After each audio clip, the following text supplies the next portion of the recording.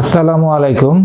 আজকে আমরা অন্যান্য কথার চেয়ে বরং বলবো বাংলাদেশের এখনকার বর্তমান কার্ডিয়াক সার্জারি যে অবস্থান সেটা হয়তো অনেকেই সঠিকভাবে জানেন না। একটা সময় কার্ডিয়াক সার্জারি নিয়ে একটা ভীতি কাজ করতো, বড় অপারেশন, অনেক রক্ত লাগবে, বাঁচবে কি মারা যাবে এর কোনো গ্যারান্টি নেই।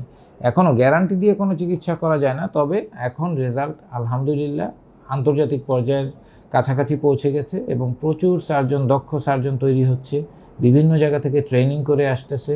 ফলে এখন আর সেই ভীতি নেই। বাংলাদেশের বাস্তবতায় সমস্ত ধরনের অপারেশন, হার্টের যত ধরনের অপারেশন করা সম্ভব, শুধুমাত্র হার্ট ট্রান্সপ্লান্ট যেটা আমরা কিছু আইনি প্রক্রিয়ার কারণে সম্ভব হচ্ছে না, তাছাড়া সব ধরনের অপারেশনে কিন্তু বাংলাদেশে হার্টের হচ্ছে এবং সেগুলোর সফলতার হারও অলমোস্ট একেবারে আন্তর্জাতিক মানের।